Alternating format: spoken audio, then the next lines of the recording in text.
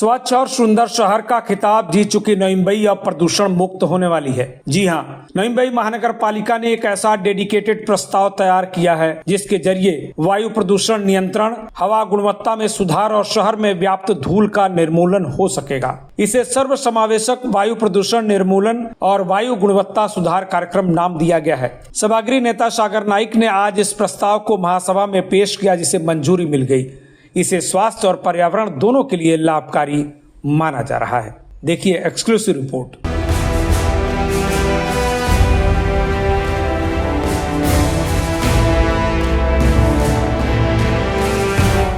Satellite city नई मुंबई अब वायु प्रदूषण और उससे पैदा होने वाली श्वसन संबंधी बीमारियों से मुक्त होने वाली है। एनएमएमसी ने इसके लिए कॉम्प्रिहेंसिव एयर पॉल्यूशन इरेडिकेशन एवं एयर क्वालिटी इंप्रूवमेंट प्रोग्राम तैयार किया है। आज सभागृह नेता सागर नाइक ने इस प्रस्ताव को महासभा में पेश किया। यह 18 महीनों का 8 सूत्रीय कार्यक्रम है, जिसके माध्यम से नई मुंबई के 9 ठिकानों पर वायु प्रदूषण जांचने, खतरनाक एयर पार्टिकल को रोकने का इंतजाम होगा। इसके अंतर्गत वायु गुणवत्ता निरीक्षण व्यवस्था की स्थापना होगी, पर्यावरण संबंधी डेटा विश्लेषण केंद्र बनेगा, प्रदूषण उच्चांक का विश्लेषण, वातावरण में मौजूद धूल कणों का निर्मूलन, उच्च दाब पानी से सड़क स्वच्छता, धूल नियंत्रण के लिए फोगिंग प्रणाली, कंस्ट्रक्शन साइटों पर प्रदूषण नियंत्रण और शहर में प्रवेश करने वाले वाहनों की जाँच और खुले में मिट्टी के परिवहन को रोकने जैसे उपक्रम चलाए जाएंगे। यह एक कॉम्प्रिहेंसिव एक्शन प्लान है। भरोसा है कि इससे प्रदूषण खत्म होगा और नई मुंबई का पर्यावरण भी सेहत के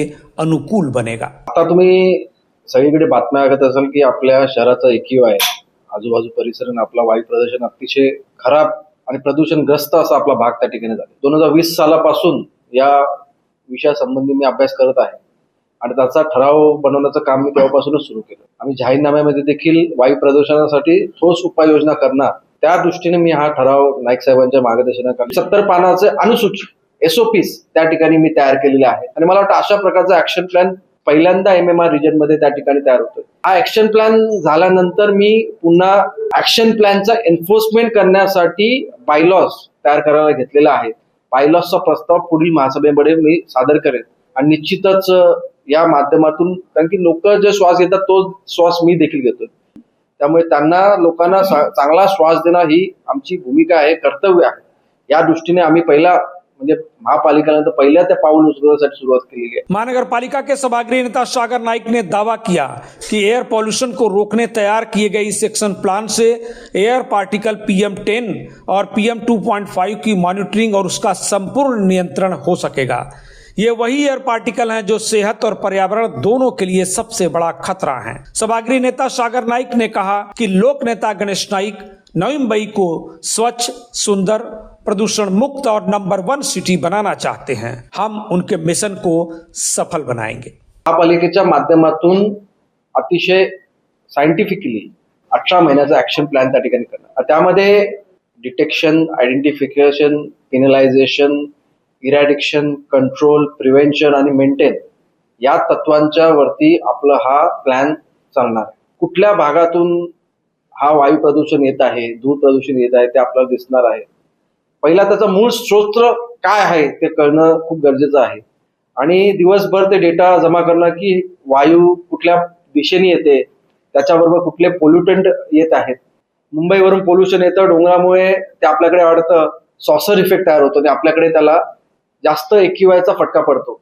तळोजा भारतातली सर्वात जास्त पोल्युशन निर्माण करणारी एक भाग आहे, त्याचा फटका आपल्याला पडतोय का त्याचा देखील शोध घेणं गरजेचं आहे। धूळमुक्त योजना त्या ठिकाणी करण्यात येणार आहे, पण निश्चितच हा प्लॅन केल्यानंतर आपला शहराचा AQI हा चांगला करण्यासाठी जरूर या ऍक्शन प्लॅन मध्ये आम्ही कटिबद्ध आहोत।